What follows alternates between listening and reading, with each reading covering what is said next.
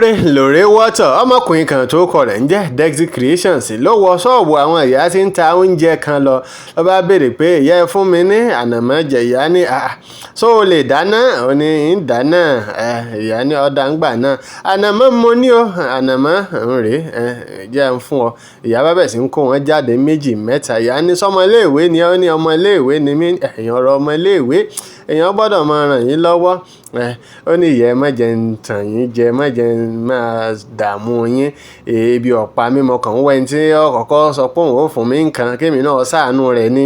Ìyá ẹ má dààmú ara yín. Ìyá níwò ẹ̀yin ọmọ ẹ̀ tún ti bẹ́ bálabàla yín dé. Àní mo fún ọ ní gbárùwò rẹ kóra rẹ sọ́run èmi náà nírú yín lọ́mọ.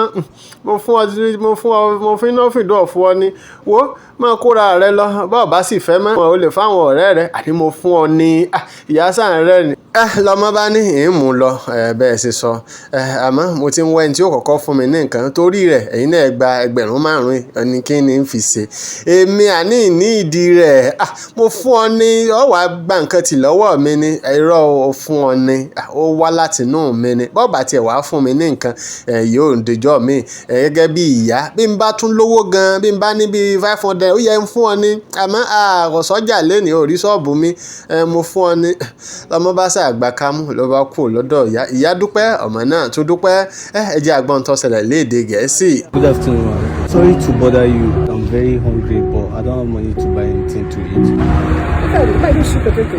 Can cook? I don't know anything at all. Just anything. If you cook, ba? Yeah.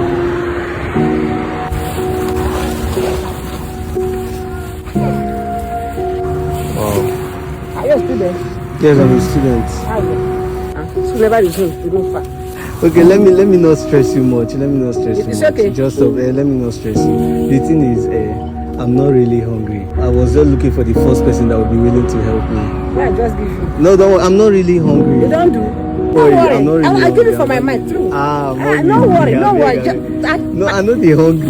My children are there for school. I dash you. I just dash you. That's another person. No problem. I just give you. But if you don't want to eat them, maybe you get friends. Yeah. I dash them. I will go with it. Since you are the first person that is willing to help me today, I would like you to help. No, you don't do like that. No. I cannot help. If you know the help person. No. Next time, if you help me next time, it will not be today. I cannot collect one thing for your hand. So look, if you want to give me something, it's not today. Maybe it's another day. You ask me, I'm mother. Yeah. If you sell like money, I get money today. I will give you 500, take 500, I go buy food. You cannot sell my food. And my shop will be this. Your shop will be this. Yeah, same time you want to see me. Okay, I get here. no problem. Thank you, ma. I really appreciate Gẹ́gẹ́ bẹ́ẹ̀ yìí náà ó ti mọ̀ ro ọmọ yìí mọ̀ padà wá èmi náà ti ń wò fọ́ ọmọ yìí ó padà wá ló bá padà wá bá ìyáṣẹ́ ẹran tí ojú yìí lọmọ tó wá ń jó òní tá a jọ sọ̀rọ̀ tẹ́ ẹ fún mi lánàá mọ́ àmọ́ ń jó òní mo mọ̀ sí fídíò yìí mo ká kinní ọ̀hún sílẹ̀ mo wá pòsì rẹ̀ sórí ẹ̀rọ ayélujára ní kinní mi àwọn èèyàn tó wá wà ń bẹ̀ wọ́n ní fún ní 118,000 yìí ìyá ní èmi orí mi sọre o adúrú owó yìí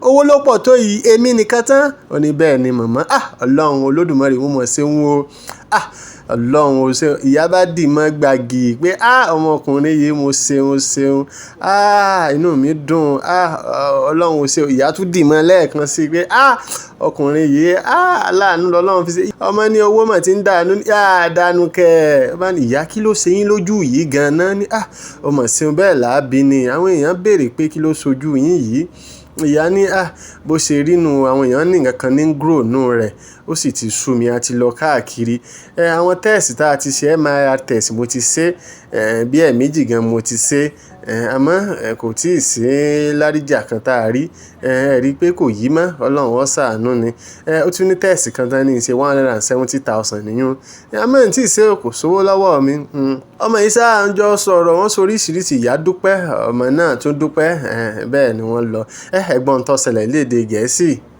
Good afternoon. My friend. Remember I told you that I was going to come back. The last time I was there, I was actually filming a video. I posted it online. Guess what? You said I should come back and surprise you. And here I am today with 118,000 naira for you, man. My own? Yes, your own. Hey! Me! Yes, ma'am. Father, thank you. Father, thank you. Okay, mom. Thank you. That was really amazing. People appreciated it, and they asked me to come back to you. Thank you. Thank No, you. it's okay, ma'am. It's okay, ma'am. Oh! Your mom is funny. Mommy! Someone asked me to check up on your eyes and to know what exactly is wrong with the eyes. So, these eyes, there's something there, my head, something grows from my head, vein of the eyes. Okay. So, especially where I go, I don't do MRI MRI test. 2 times. They still send me another one again. I never do the last one. Inside eyes, no the top. Yeah. So they said that one at 170. 170,000. I never go do it.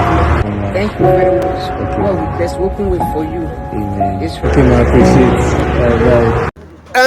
A lérò pé ẹ rí ẹ̀kọ́ kan kọ́ àbí méjì nínú tó ṣẹlẹ̀ pẹ̀lú ìyá ìyá àtọmọkùnrin yìí. Yorùbá Report náà ni àwa la ṣògbúfọ̀ rẹ̀ sí Yorùbá. Ọpẹ́ pàtàkì lọ́wọ́ Dexycreations. Ẹ ǹlẹ́ o.